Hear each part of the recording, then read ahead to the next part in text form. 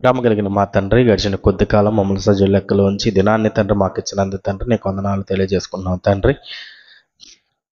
తండ్రి, ఈ భూమి మీద బ్రతికున్నంత కాలం మీ పని చేస్తూ నీ యొక్క వాక్యము దినదినము నేర్చుకుంటూ దాని ప్రకారం మా యొక్క బ్రతుకులను దిద్దుకునే వారిగా మేమందరం ఉండేలా సహాయం చేయండి తండ్రి.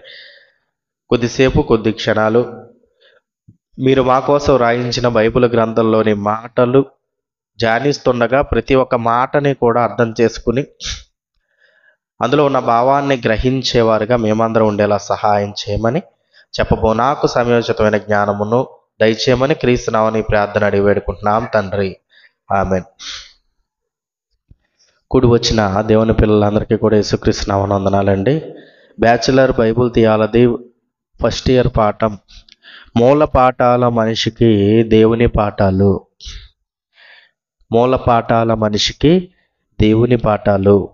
ప్రియులరా, ఈరోజు భూమి మీద బ్రతుకుతున్న ప్రతి ఒక్క మనిషికి కూడా ఈ మూల పాఠాలు అనేవి సాధారణంగానే తన యొక్క బ్రతుకు జీవనానికి అవసరమని ప్రతి ఒక్కరు కూడా నేర్చేసుకున్నారు. ఈ మూల పాఠాలు అనగానే ఏంటి అంటే, ఈరోజు భూమి మీద ఉన్న ప్రతి ఒక్క మనిషి కూడా ఈ మనిషి మనుగడకు అవసరమైన జ్ఞానాన్ని, దానికి సంబంధించిన పుస్తకాలని మనిషి రాసుకున్నాడు.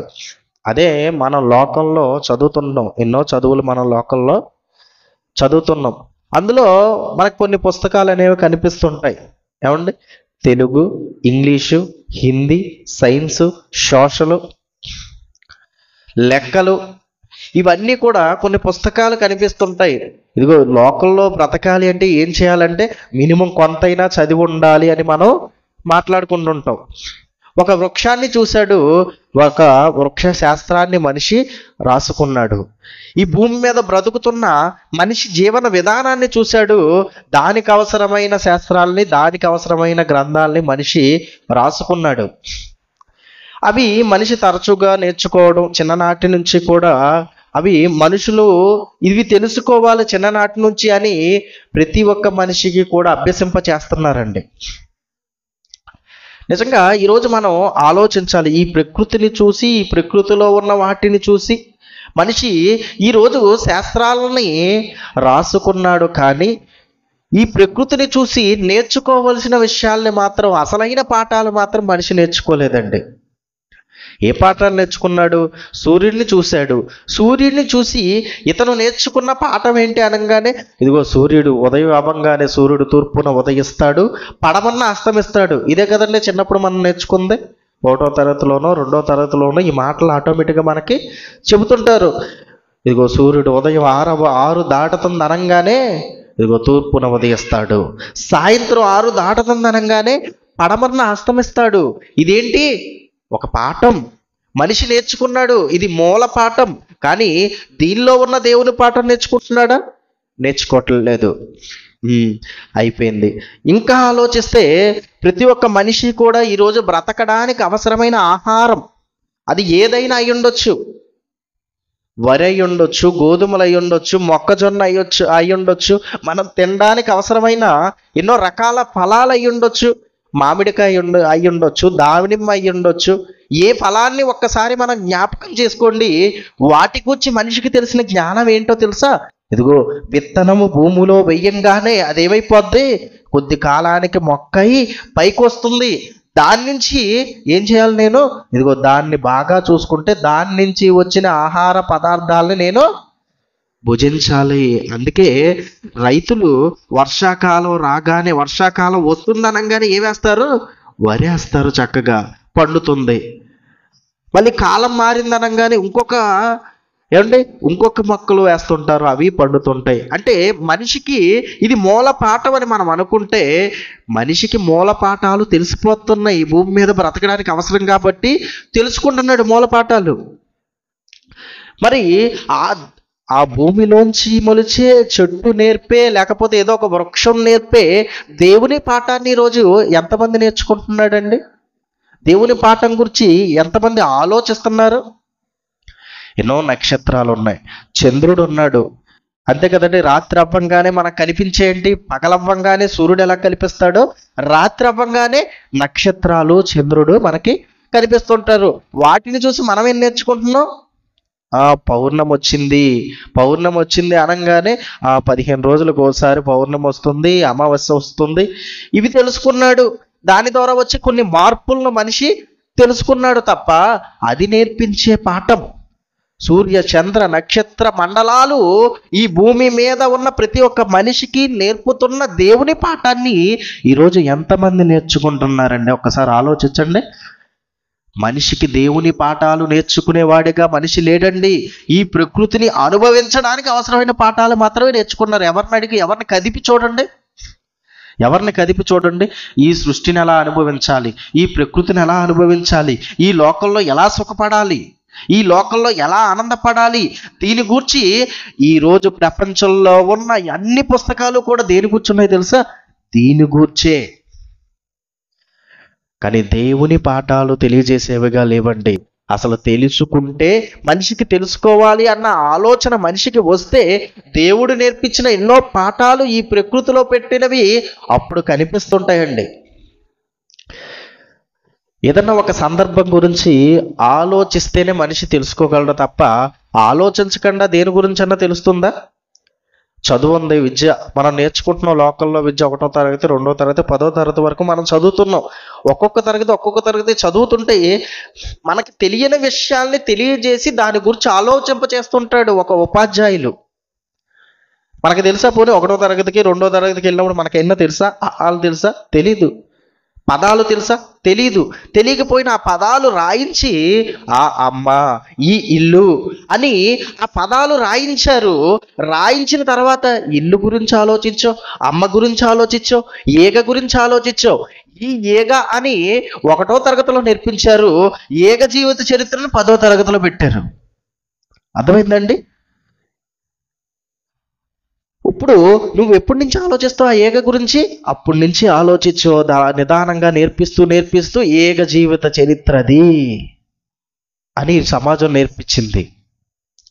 అంటే ఆలోచిస్తే తాను ఆ విషయాన్ని తెలుసుకోగలడు, కానీ దేవుని గూర్చి ఆలోచించేలాగా కూడా ఏ పాఠ్య పుస్తకాలు లేవండి ఈరోజు. చిన్ననాటి నుంచి నేర్పించే ఏ విద్యలోనూ కూడా దేవుని గురించి ఆలోచించే విద్య అనేది లేదు. దేవుని గురించి ఆలోచన చెప్పే ఏ ఉపాధ్యాయుడు లేడండి. ఏం సాధిస్తావు, ఏం సంపాదిస్తావు, ఏ ఉద్యోగం సంపాదిస్తావు, ఎలా బ్రతుకుతావు, చనిపోయిన తర్వాత ఎక్కడికి వెళ్తావు అని అడిగే వాళ్ళు ఎవరో ఉండరండి. ఈ భూమి మీద వరకే మనిషి ఆలోచిస్తుంటారు. ప్రకృతిని, సృష్టిని అన్నిటినీ ఇచ్చిన ఆయన, దీని వెనకున్నది దేవుడు, ఆయన గురించి ఆలోచించాలి అన్న సంగతిని ఈరోజు ప్రపంచంలో ఉన్న వారందరూ కూడా మర్చిపోయారండి. అందుకే అంటున్నాడు, ఇదిగో మూల పాఠాలు, ఈ ప్రకృతిని ఎలా ఉపయోగించుకోవాలి అన్న పాఠాలను నువ్వు నేర్చుకుంటున్నావు రోజు రోజుకి. ఏ వస్తువు ఎలా ఉపయోగపడుతుందో తెలుసుకుంటున్నావు రోజు రోజుకి. గత కాలంలో కొన్ని వస్తువులు ఎలా ఉపయోగపడతాయో మనకు తెలుసా అండి? కొద్ది కాలం ముందుకెళ్తే ఏమండి అన్ని వస్తువులు ఎలా ఉపయోగపడతాయో మనకు తెలుసా? ప్లాస్టిక్ ఎలా ఉపయోగపడుతుందో తెలుసా? తెలీదండి, తెలీదు. అంతకుముందు చెక్క కుర్చీలు ఉండేవి, మరి నిదానంగా ఏమైనాయి?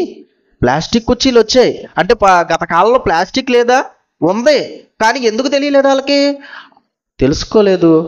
కానీ కొద్ది కాలం అయిన తర్వాత ఇదిగో చెక్క కుర్చీలు వచ్చాయి, ప్లాస్టిక్ కుర్చీలు అయితే ఎలా ఉంటాయి అని ఆలోచించాడు. ఒక వస్తువును గురించి మనిషి ఆలోచించాడు కాబట్టి అది నీకు ఈరోజు రూపకల్పనగా నీ కళ్ళ ముందు కనిపిస్తుంది. ఎడ్ల బండి తోలేవాడు మనిషి. మూల పాఠాలండి ఈరోజు భూమి మీద మనిషి నేర్చుకున్న మూల పాఠాలు. ఈ మూల పాఠాలలో మనిషి చెందుతున్న అభివృద్ధి. గాడిదల మీద వెళ్ళేవాళ్ళు, గుర్రాల మీద వెళ్ళేవాళ్ళు, ఎడ్ల బండిల మీద వెళ్ళేవాళ్ళు అందరితో ఆగిపోయారండి. ఇంకా వేగంగా వెళ్ళాలంటే ఏం చేయాలి? ఎంత చక్కగా ఆలోచించారు చూసారా? ఇంకా వేగంగా వెళ్ళాలి, ఏం చేయాలి? ఈ ఎడ్లు లేకుండా వెళ్ళాలి, వీటితో తలకాయ పోటు అయిపోతుంది, ఇటు వెళ్ళమంటే అటు వెళ్తే మళ్ళీ వీటిని పోషించాలి. కాబట్టి ఏం చేయాలని ఆలోచించాడు. ఒక సైకిల్ కనిపెట్టాడు, ఒక బండి కనిపెట్టాడు, ఒక కారు కనిపెట్టాడు, ఒక ట్రైన్. ఇంకా ఎక్కువ దూరం వెళ్ళాలి అంటే ప్రయాణం ఇబ్బంది అయిపోతుందని ఆలోచించాడు, ఒక ట్రైన్ కనిపెట్టాడు. సముద్రాన్ని దాటాలి అంటే ఏం చేయాలని ఆలోచించాడు, ఒక వాడ కనిపెట్టాడు, ఒక ఫ్లైట్ కనిపెట్టాడు. ఇంకా అంతరిక్షం వెళ్ళాలి అంటే ఏం చేయాలనుకున్నాడండి? ఆలోచిస్తున్నాడు. మూల పాఠాల గురించి ఆలోచిస్తున్నాడు, అందులో మాత్రం అభివృద్ధి చెందుతున్నాడు. అందుకే రాకెట్ కనిపెట్టాడండి. అంతరిక్షంలో ఎగిరే ఎన్నో వాహనాలను ఈరోజు మనిషి కనిపెట్టాడు.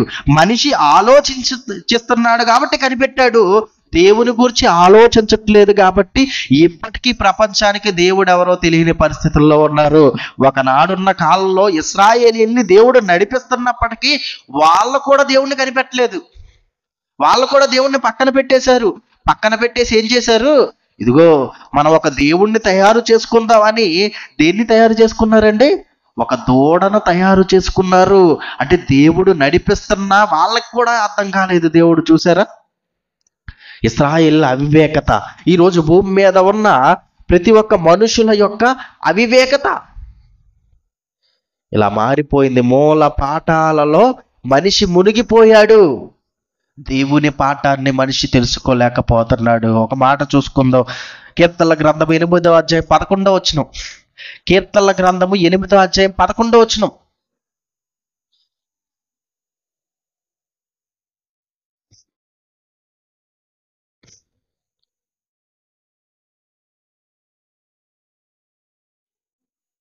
ఆ 89:11.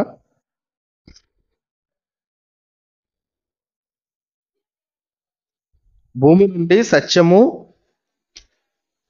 85:11.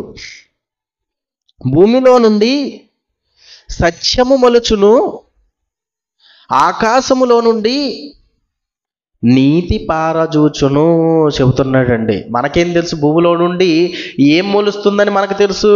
భూమిలో ఏ విత్తనం వేస్తే గోధుమ విత్తనం వేస్తే గోధుమ మొలిసింది. వరి విత్తనం వేస్తే వరి మొలకలు పెడితే వరి మొలిచింది. కొబ్బరి విత్తనం వేస్తే కొబ్బరి చెట్టు మొలిసింది. మామిడి టెంక వేస్తే మామిడి చెట్టు మొలిసింది. దేనికి సంబంధించిన విత్తనం వేస్తే అదే మొలిసింది భూమిలో. అవునా? దీన్ని ఎలా ఆలోచిస్తాం? మనం ఎలా ఆలోచిస్తాం? మామిడి టెంక వేసాం, మామిడికాయ మొలిసింది. అంతకు మించి ఏ మనిషిని ఆలోచిస్తాడండి దీని గురించి? వ్యవసాయం చేసిన వాళ్ళు వరి గోధుమ వేస్తున్నారు, అవి మొలుస్తున్నాయి. వేసాం కాబట్టి మొలుస్తున్నాయి అనుకుంటున్నారు. అంతకు మించి ఆలోచిస్తున్నారా? ఆలోచించట్లా. కానీ ఆలోచిస్తే భూమిలోంచి ఏం మొలుస్తుందంట? సత్యము మొలుచును. భూమిలో నుండి సత్యము మొలుస్తుంది. ఈరోజు ఏ మనిషిలో నుండి కూడా సత్యం మొలదు. అవునా? మనుషుల నుండి సత్యం మొలుస్తుందా? అస్సలు అన్నీ తెలిసినా సరే ఏ మనిషిలో నుండి సత్యం మొలిసే అవకాశం ఈరోజు ఉండట్లేదండి. మనుషుల జీవితాల్లో యథార్థత, సత్యం అనేది కరువైపోయిందండి. నానాటికి కూడా ఎలా అయిపోతుందంటే ఇదిగో సత్యం మాట్లాడితేనే తప్పు అయిపోయే పరిస్థితులు మనకు ఎదురవుతుంటాయి ఉండే కొద్దీ కూడా. ఏంటి ఎలా మాట్లాడుతున్నావు? నిజమే అయినా చెప్పొచ్చా నువ్వు అనుకుంటుంటారు ఉండే కొద్దీ. నిజంగా భూమిలో నుండి మాత్రం ఏం మొలుస్తుంది? సత్యము మొలుస్తుంది. ఏంటి సత్యం? నువ్వు ఆలోచించి ఎప్పుడైనా భూమిలో నుండి సత్యం మొలవడం ఏంటి అని మనిషి ఆలోచిస్తున్నాడా? ఆలోచించట్లా. ఆలోచిస్తే నువ్వు ఏ విత్తనం వేస్తే ఆ విత్తనమే మొలుస్తుంది. నువ్వు అదే వస్తుందని ఆలోచించావు కాబట్టి అది సత్యం మొలిపిస్తుంది, సత్యాన్ని మొలిపిస్తుంది. ఒక విత్తనం వరి విత్తనం వేసావు, గోధుమ మొలకూడదా? కొబ్బరి టెంక వేసావు, కొబ్బరికాయ విత్తనం వేసావు, కొబ్బరి చెట్టే మొలవాలా? వేరే చెట్టు మొలవకూడదా? పోనీ రెండు పక్క పక్కన వేసావండి, రెండు పక్క పక్కన వేసావు, అలాని కలిసి మొలుస్తాయా? మనిషి కలిపి దాన్ని ఏం చేస్తాడు? అంటు కట్టి ఎన్నో ప్రయోగాలు మనిషి చెయ్యాలి, కానీ అవి మాత్రం ఎలా మొలుస్తాయి? ఇదిగో నువ్వు రెండు విత్తనాలు పక్క పక్కన వేసినా దేనిదే సపరేట్గా మొలుస్తాయి. వరి ఒక పక్క, గోధుమ ఒక పక్క మొలుస్తాయి. అంతేగాని రెండు కలిపి మొలడం కూడా జరగదు. అంటే భూమిలో నుండి సత్యం మొలుస్తుంది.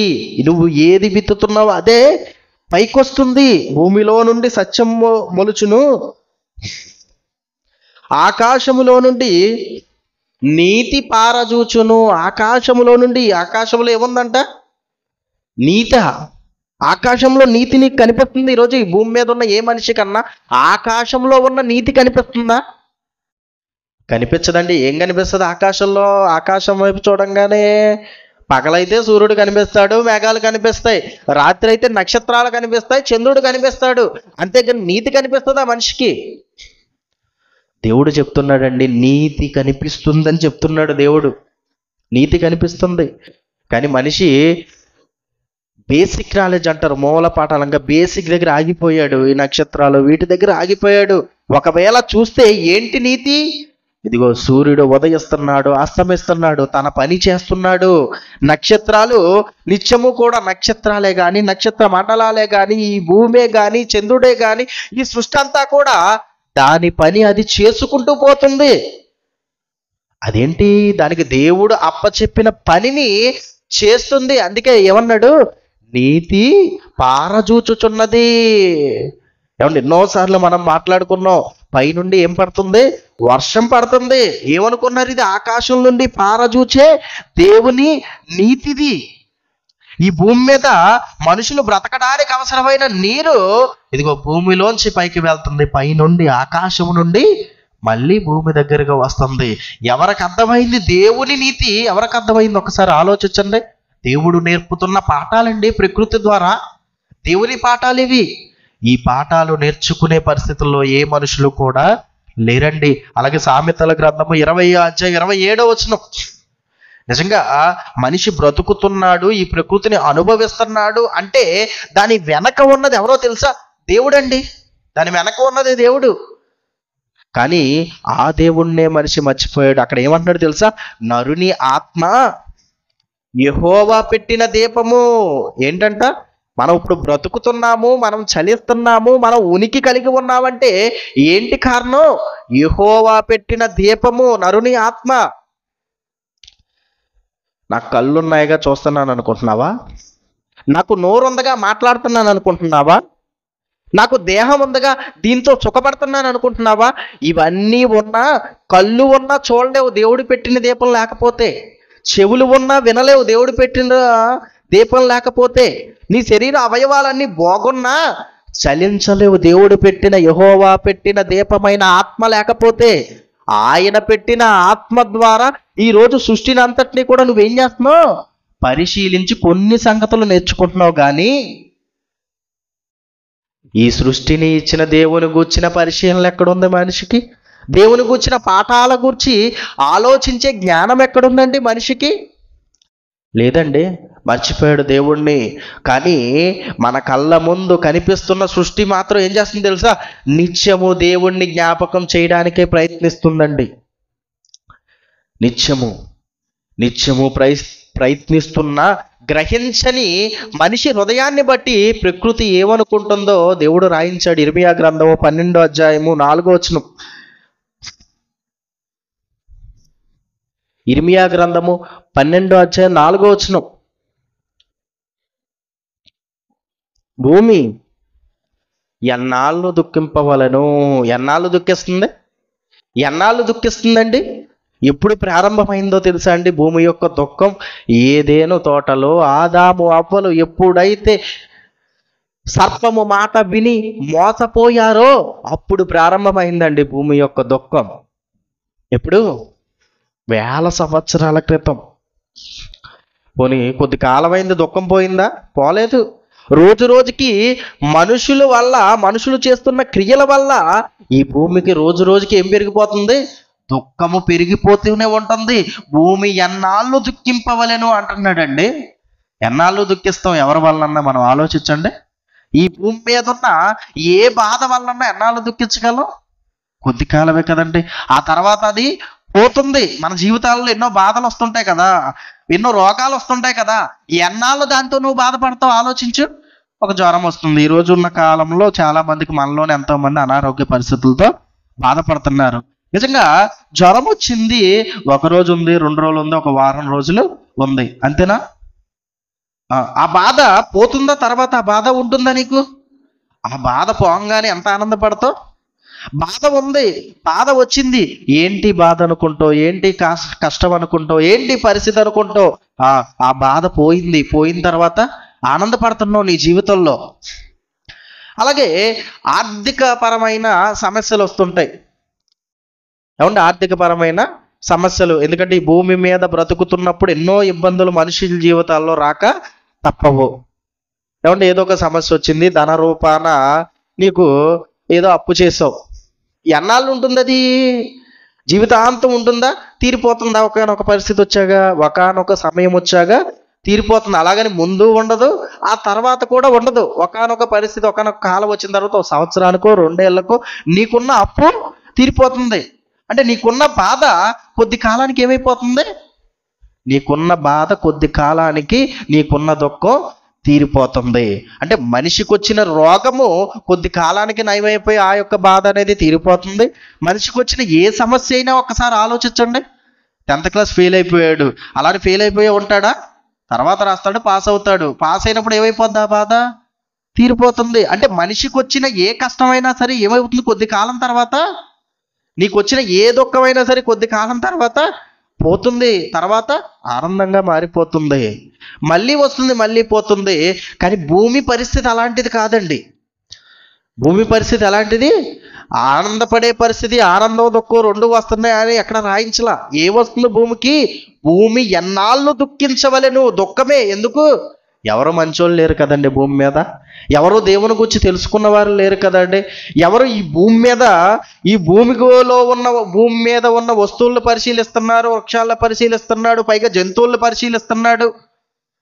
వీటన్నిటిని కలిగించి, వీటన్నిటిని మనకి అందించి, మన బ్రతుకుకి కారణమైన దేవుని మీద మన పరిశీలన లేకపోతే, ఇదిగో కళ్ళారా చూస్తున్న భూమికి బాధ కలగదా? ఆలోచించండి.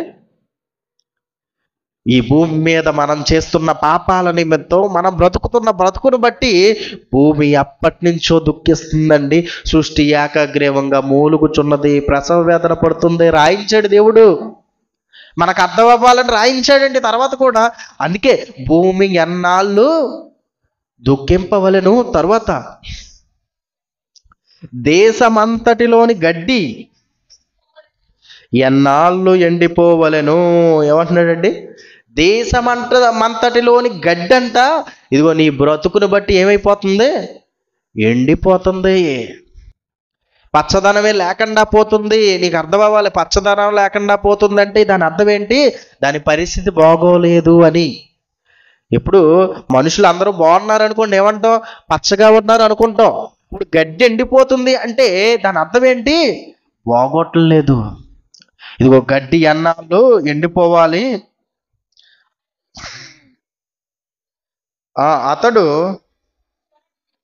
మన అంతము చూడడని దుష్టులు చెప్పుకొనుచుండగా దేశములో నివసించు వారి చెడు తలము వలన, దాని నుంచి మాట్లాడాను కదండి. ఎందుకు దుఃఖిస్తుంది, ఎందుకు ఎండిపోతుంది అనగానే దేనికోసం ఎండిపోతుంది, దేనికోసం దుఃఖిస్తుంది? దేశములో ఉన్న నివసించు వారి చెడుతనము వలన జంతువులను పక్షులను సమసిపోవుచున్నవి. ఏమండి? ఏమైపోతున్నాయంట? జంతువులు పక్షులు సమసిపోవుచున్నవంట అండి. దేవుడు ఈ ప్రకృతికి ఇచ్చిన విధి ఏంటో తెలుసా? ఇదిగో మనుషులకు లోబడి ఉండండి అని ప్రకృతికి విధిచ్చాడు, జంతువులకు విధిచ్చాడు. కానీ మనిషి ఈ జంతువులు అనుభవిస్తూ కూడా ఈ భూమి మీద ఇష్టం వచ్చినట్టు బ్రతుకుతున్నాడు. అంతటితో ఆగిపోయాడు అనుకుంటే పొరపాటు అండి. అంతటితో ఆగిపోలేదు మనిషి. ఈ జంతువుల్ని ఉపయోగించుకుని ఎందుకు సమస్య పోతున్నాయో మనకు అర్థం కావాలి. అంతేనా? ఎందుకు అలసిపోతాం? ఎప్పుడు మనం అలసిపోతాం? మోయలేని భారం పెట్టినప్పుడు మనం అలసిపోతాం. అవునా? ఇవి చేస్తున్న పనిని బట్టి, మనిషి ఉపయోగించుకుంటున్న పరిస్థితిని బట్టి ఏమైపోతున్నాయంట? సమసిపోతున్నాయి, అలసిపోతున్నాయి. అయితే ఇప్పుడు ఆలోచించవలసిన విషయం ఏంటంటే, ఉపయోగపడమని దేవుడు చెప్పాడు, ఉపయోగపడుతున్నాయి. అలాగని మనిషి ఒక విధంగానే వాడుతున్నాడంటే, ఈరోజు మనిషి చేస్తున్న దుర్మార్గపు కార్యాలకి కూడా ఈ జంతువుల్ని ఉపయోగించుకుంటున్నాడు. డ్రగ్స్ ఒక ప్రాంతం నుంచి ఒక ప్రాంతానికి పంపించాలనుకోండి, మనుషుల చేత పంపిస్తే ప్రాబ్లం అవుతుంది. కాబట్టి జంతువుల శరీరాలలో పెట్టి ఏం చేస్తున్నాడు తెలుసు? దీన్ని కూడా సరఫరా చేస్తున్నారు చాలామంది. వార్తల్లో వచ్చాయండి ఇవన్నీ కూడా. జంతువుల్లో పెట్టి అలాగే స్మగ్లింగ్ చేస్తున్నారు ఈరోజు. స్మగ్లింగ్ దేని ద్వారా? పక్షులు ఆకాశంలో ఎగురుతున్నాయి కదండి, రెక్కల గలవ సంగతి తెలుపును అని గత కాలంలో ఉత్తరాలు అలాగైతే పంపించుకున్నారో, ఈ కాలంలో కూడా వజ్రాలు కానీ ఎన్న తక్కువ బరువు ఉన్నాయి ఉంటాయి చూసారా? స్మగ్లింగ్ చేసే వాళ్ళు తక్కువ బరువు. వజ్రాలు అనగానే ఎంత బరువు ఉంటాయి? ఒక పక్షి మోసుకెళ్ళిపోగలదు. దాని కాలు కడితే ఆ పక్షి మోసుకెళ్ళిపోగలదు. ఇప్పుడు మనిషి దొరికాడు అనుకోండి, మనిషి దొరుకుతాడు ఏదో ఒక ప్లేస్లో. ఫ్లైట్ మీద వెళ్తాడు. ఫ్లైట్ మీద వెళ్ళినప్పుడు అక్కడ చెకింగ్ ఉంటుంది, ఇక్కడ చెకింగ్ ఉంటుంది. ఏదో ఒక సందర్భంలో మనిషి దొరికేస్తాడు, అలాగోలాగా ఇన్ఫర్మేషన్ వచ్చేస్తుంది. కానీ ఇప్పుడు దేని ద్వారా చేస్తున్నాడు? పక్షుల ద్వారా చేస్తున్నాడు. ఇవి దొరుకుతాయా? పోని దొరికినా అసలు చేసిన వాడికి నష్టం ఉంటుందా? ఆలోచించండి. చేసిన వాడెవరు? నష్టం అయితే ఉండదు. అలాగే ఈ పక్షులకి కెమెరాలు కూడా ఫిక్స్ చేసి, ఇది మనందరికీ చాలా మందికి తెలుసు, పక్షులకి కెమెరాలు ఫిక్స్ చేసి ఇతర దేశాలలో ఉన్న ఇన్ఫర్మేషన్, ఇతర దేశాల్లో ఉన్న ఆర్మీకి సంబంధించిన వారి యొక్క ఆయుధాలకు సంబంధించిన ఇన్ఫర్మేషన్ దీని ద్వారా, సీసీ కెమెరాల ద్వారా, దీని ద్వారా కూడా మనిషి తెలుసుకుంటున్నారు. ఇంకా ఆలోచించండి, మనిషి వీటిని అనుభవించుకుంటున్నాడు, అంతవరకు వదిలేసేస్తే అది వేరే విధంగా ఉంటుంది. దానికే సమిసిపోతే మనిషి చేస్తున్న దుర్మార్గపు కార్యాలకు కూడా ఈ జంతువులు వాడుకుంటున్నారు. చూసారా? నిన్న కొద్ది కాలం క్రితం ఒక వీడియో చూశానండి. పక్షి వచ్చి డబ్బులు పట్టుకుని వెళ్ళిపోతుంది. పక్షి వచ్చింది, కౌంటర్ దగ్గరికి వచ్చిందంటే ఏమనుకుంటారు? డబ్బులు పట్టుకెళ్తుందని ఆలోచిస్తారు ఎవరైనా? ఆలోచించట్లా. చక్కగా మరి నోటు కూడా పెద్ద నోటు ఎలా గుర్తుందో దానికి మనకు తెలియదు. మరి ఆ ట్రైనర్ ఆ నోటుతో ఇచ్చాడేమో కానీ ఓ 500 నోటు, 1000 నోటు, 500 నోటు ఎంత తీసుకుంది, పారిపోతుంది. ఇప్పుడు ఎవరి మీద కంప్లైంట్ చేయాలి చెప్పండి? ఎవరి మీద కంప్లైంట్ చేయడానికి ఉంటుంది? ఇప్పుడు వెళ్ళిపోద్ది. అది ఎక్కడికి వెళ్ళిందో ఎలా తెలుస్తుంది? మనిషి అయితే దారిలో వెళ్ళి వెనకెళ్ళి పట్టుకోవచ్చు, అది పైకి ఎగిరి ఎక్కడికి వెళ్ళింది ఎవరికి తెలుస్తుంది? అంటే దొంగతనం కూడా నేర్పించేస్తున్నాడు పక్షులకి, నేర్పించేస్తున్నారండి. వాటిని కూడా పాడు చేసేస్తున్నారు. అందుకే ఏమంటున్నాడు? సమసిపోతుందంట జంతువులన్నీ కూడా. ఇంకొకసారి మనం చదువుకుంది ఈ యొక్క మాటని 12వ అధ్యాయం 4వ వచనం. భూమి ఎన్నాళ్ళు దుఃఖింపవలెను, దేశమంతట్లోని గడ్డి ఎన్నాళ్ళు ఎండిపోవలెను, అతడు మన అంతము చూడడని దుష్టులు చెప్పుకొనుచుండగా దేశములో నివసించు వారికి చెడుతనము వలన, దేశంలో నివసించు వారి చెడుతనము వలన ఏమండి జంతువులను, పక్షులను సమసిపోవుచున్నది. వీటిని చూసి దేవుడు గూర్చి తెలుసుకోవలసిన మనిషి, దేవుని పాఠం నేర్చుకోవలసిన మనిషి ఇదిగో వీటిని అనుభవిస్తూ, వీటిని దుర్మార్గపు కార్యాలకు కూడా వినియోగించుకుంటూ అవి సమసిపోయేలాగా చేస్తున్నాడండి మనిషి. దేవుడు మనకు అవసరమైనవన్నీ ఎందుకు ఇస్తున్నాడో తెలుసా? ఇవి మనకు ఉపయోగపడే విధంగా ఎందుకు ఇచ్చాడు అంటే కారణం ఏంటో తెలుసా అండి? మనం ఆయన పాఠాలు తెలుసుకుంటామని. అందుకే అపోస్తుల కార్యములు 14వ అధ్యాయం 17వ వచనం కూడా మనం ఒకసారి చూసుకున్నట్లయితే, అపోస్తుల కార్యములు 14వ అధ్యాయము 17వ వచనం మనం ఎన్నోసార్లు చదువుకున్న మాటే.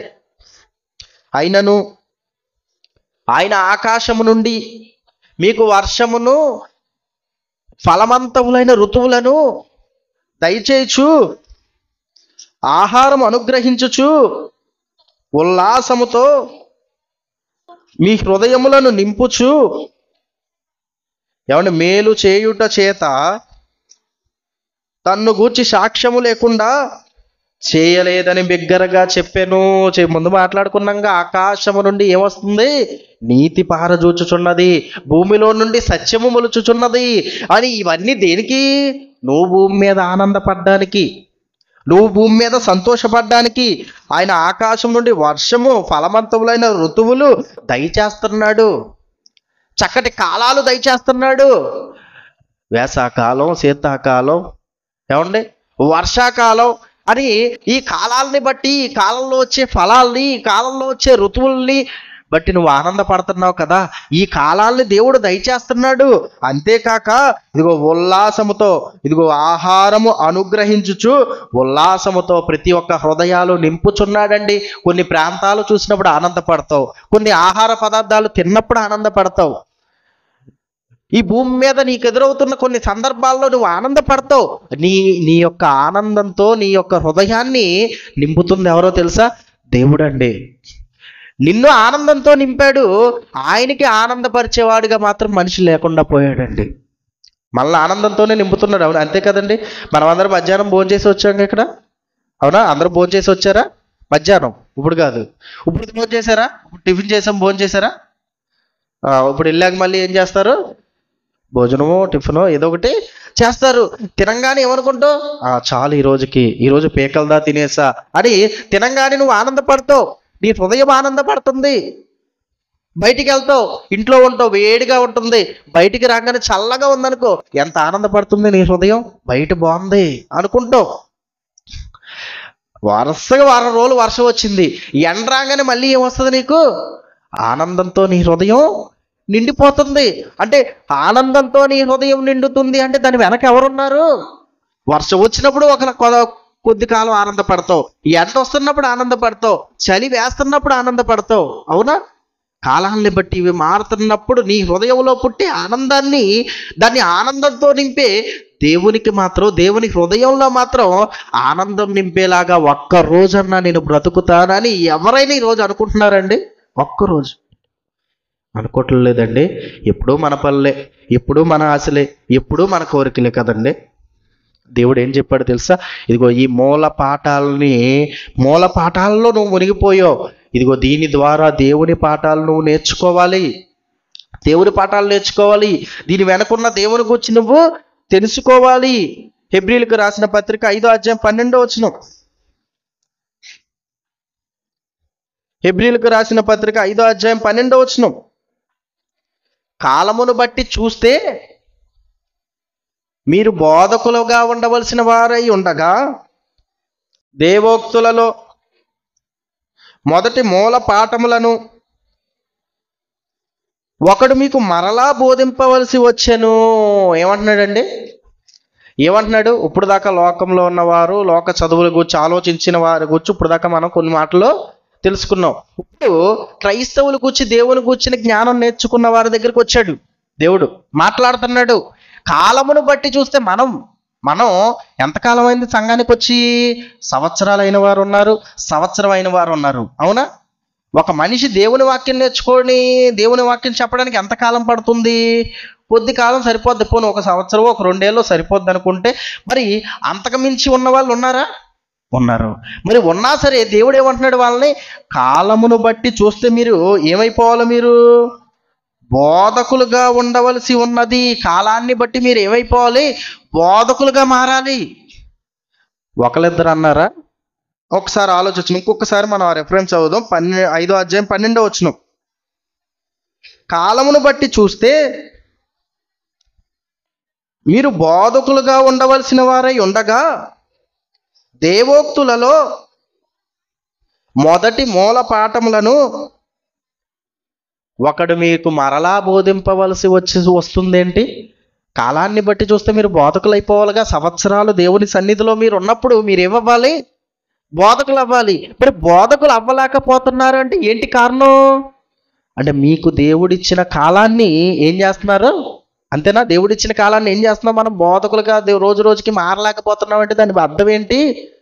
దేవుడిచ్చిన కాలాన్ని వృధా చేస్తున్నాం. నిజంగా ఒక్క బైబిల్ ఓపెన్ యూనివర్సిటీలోనే ఎంతమంది బోధకులు మనకు కనిపిస్తారండి, ఇంకెక్కడా కనిపించరు. ఏ సంఘాన్ని, ప్రపంచంలో ఏ డినామినేషన్ చూడండి, ఏ సంఘాన్ని చూడండి, ఎవరో ఒకలే ఉంటారు. సంఘంలో పాస్టర్ గారు మాత్రమే. విశ్వాసులకి బోధ చేసే పరిస్థితి ఉండదు. ఇక్కడే ఎందుకంటే ఇక్కడ మన వంతిన్ డౌన్లో బైబిల్ క్రీస్తు సంఘం ఉంటుంది. వంతిన్ డౌన్లో స్త్రీలు పాటలు పాడొచ్చు కానీ వాక్యం చెప్పకూడదు, తెలుసా? ఇక్కడ ఈ డౌన్లో. అవునా? అంతకుముందు మనం మాట్లాడుకున్నాం. ఏంటి అంటే బోధకులుగా మారకూడదా? మారకూడదు. మరికొన్ని సంఘాలలో అయితే బోధకులు అయ్యే పరిస్థితి లేదు. ఎవరు మాట్లాడాలి? పాస్టర్ గారు మాట్లాడాలి, లేకపోతే వాళ్ళ తర్వాత ఉన్న పిల్లలు మాట్లాడాలి, వాళ్ళకి పుట్టే పిల్లలు. కానీ ఈరోజు మనమున్న సంఘంలో, మనం ఉంటున్న యూనివర్సిటీలో ఎటువంటి పరిస్థితి ఉందా? లేదండి. వాక్యం చెప్పగల సమర్థత ఎవరికి ఉన్నా సరే వారికి అవకాశం ఉంటూనే ఉంటుందండి. కానీ ఇంత అవకాశం ఉన్నా సరే మనం బోధకులుగా మారలేదనుకో, మనల్ని ఎవరైనా బాగు చేయగలరా? ఎవరు బాగు చేయలేరండి. అందుకే అంటున్నాడు, మీరు బోధకులై ఉండవలసిందిగా ఉంటే మీరేంటి మళ్ళీ మూల పాఠాల దగ్గరికి వచ్చేస్తున్నారు? దేవుని పాఠాల గురించి మీరు మళ్ళీ నేర్చుకోవటం లేదు, మళ్ళీ ప్రారంభ పాఠాల దగ్గరికి వెళ్ళిపోతున్నారు, లోకపరంగా ఆలోచిస్తున్నారండి మీరు అంటున్నాడండి దేవుడు. అంటున్నాడు. ఇంకో మాట చూసుకుందాం.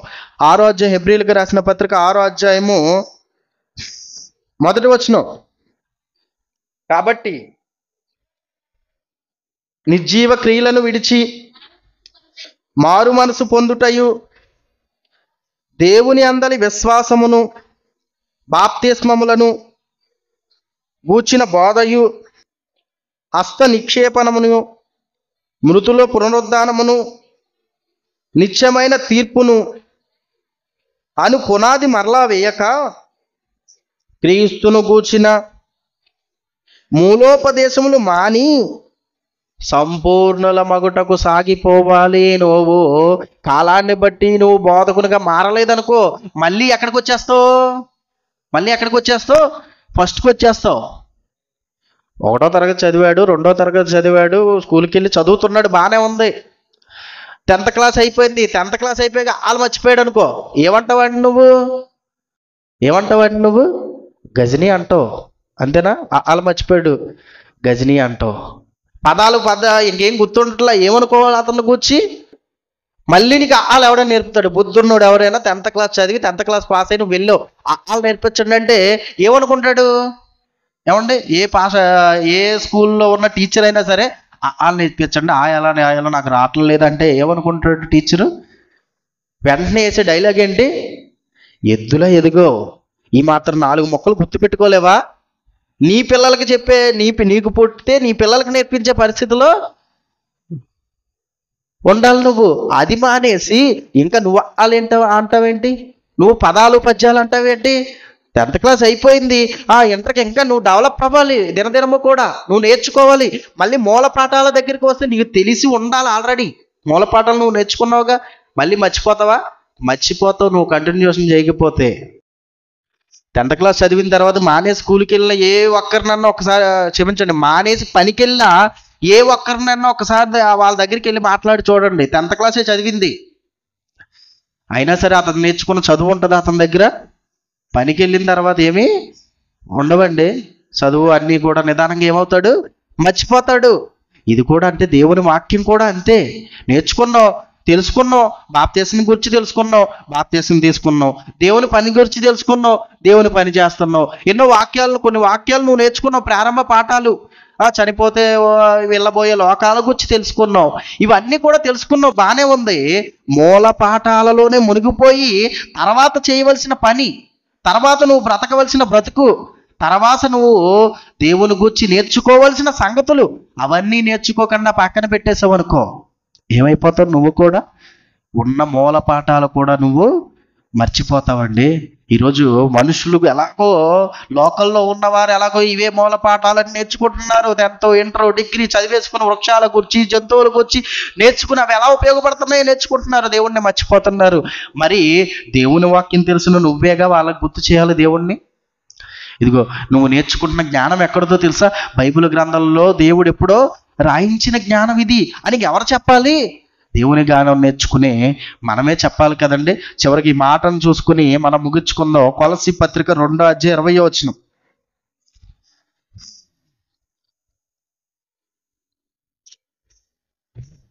కొలస్సీ పత్రిక 2వ అధ్యాయం 20వ వచనం. మీరు క్రీస్తుతో కూడా లోకము యొక్క మూలపాఠముల విషయమై మృతి పొందిన వారై, లోకముల యొక్క మూల పాఠాల విషయమై మృతి పొందిన వారై. లోకంలో అందరికీ ఆ జ్ఞానం వచ్చేసింది, కానీ నువ్వు మాత్రం ఆ జ్ఞానం విషయంలో ఏమవ్వాలి? మృతి పొందిపోవాలి. ఆ జ్ఞానం అవసరం లేదు నీకు. ఈ లోక జ్ఞానమును దేవుడు వెర్రితనముగా చేసి ఉన్నాడు. లోక జ్ఞానంలో మృతి పొందిన వారైతే లోకములో బ్రతుకుచున్నట్టుగా మనుషుల ఆజ్ఞలను పద్ధతులను అనుసరించి చేత పట్టుకొనవద్దు. ఏమంటున్నాడు? లోకంలో ఉన్నవారు, లోకంలో కొన్ని ఆజ్ఞలు, కొన్ని పద్ధతులు, కొన్ని కట్టుబాట్లు ఉన్నాయి మనం ఉన్న లోకంలో చుట్టుపక్కల. ఇదిగో ఈ పద్ధతులు, ఈ కట్టుబాట్లు దేవునికి వ్యతిరేకమైతే, దేవుణ్ణి తెలియజేయడం అయితే ఏం చేయాలి? నువ్వు అవి విడిచిపెట్టే అవి అని పట్టుకొనవద్దు.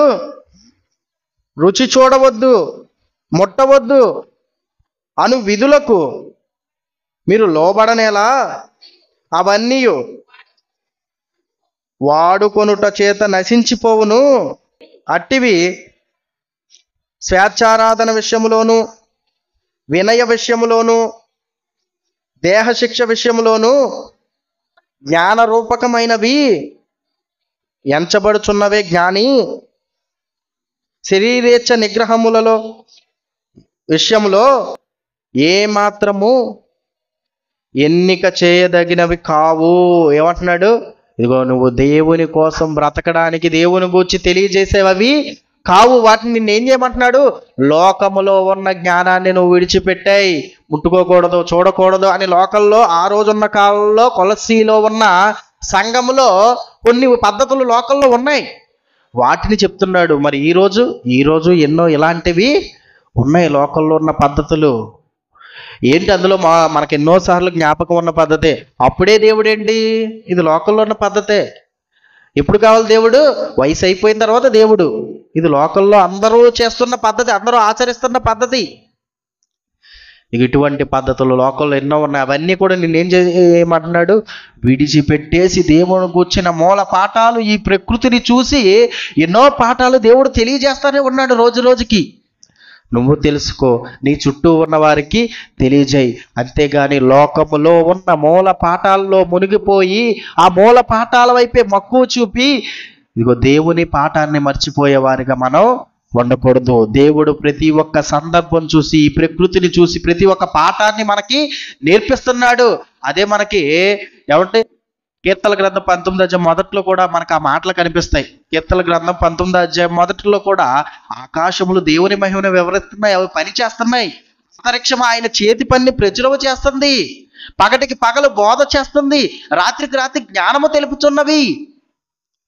వాటికి భాష లేదు, నోరు లేదు, అయినా సరే అవి చేసే పనులు, అవి దేవునికి లోబడే పరిస్థితిని బట్టి నీకు ఏం తెలియజేస్తుంది తెలుసా? నిన్ను కలిగించిన ఆయనకి నువ్వు లోబడాలి. మమ్మల్ని బట్టి నువ్వు ఒక పాఠాన్ని నువ్వు నేర్చుకోవాలి. ఇదిగో సూర్యుడు వచ్చాడు, అస్తమించాడు, నీకు పాఠం నేర్పుతున్నాడు. దేవుని పాఠం ఏంటి? నువ్వు పుడతావు, నువ్వు చనిపోతావు, నువ్వు అస్తమిస్తావు ఏదో ఒక రోజు. పాఠాన్ని నేర్పుతున్నాడండి. భూమిలోంచి సత్యం మొలుస్తుంది. ఏం నేర్పిస్తుంది ఆ పాఠం? ఇదిగో నువ్వు కూడా చనిపోయిన తర్వాత తిరిగి లేస్తూ విత్తనం చచ్చి బ్రతుకుతుంది అన్న పాఠాన్ని నేర్పిస్తుంది. ఒక భూమిలోంచి మొలిసే ఒక విత్తనం. ఈ సృష్టిలో ఉన్న పక్షులు మనకు లోబడి నేర్పిస్తున్నాయి పాఠాన్ని, దేవునికి లోబడాలని. మనం ఏ పని చెప్పినా చేసి ఇదిగో దేవుడు చెప్పిన మాటను విని మనకెన్నో పాఠాలని ఈరోజు సృష్టి నేర్పిస్తుందండి. కానీ ఎంతమంది నేర్చుకుంటున్నారు ఈ పాఠాలని? మూల పాఠాల మనిషికి దేవుని పాఠాలు చెప్పుకుంటే ఇంకా చాలా ఉన్నాయి. కళ్ళు మూసుకొని ప్రార్థన చేసుకుందాం. ప్రేమ కలిగిన మా తండ్రి, ఇప్పటి వరకు తండ్రి కొన్ని తండ్రి విలువైన సంగతులు తండ్రి మేము విన్నాం తండ్రి.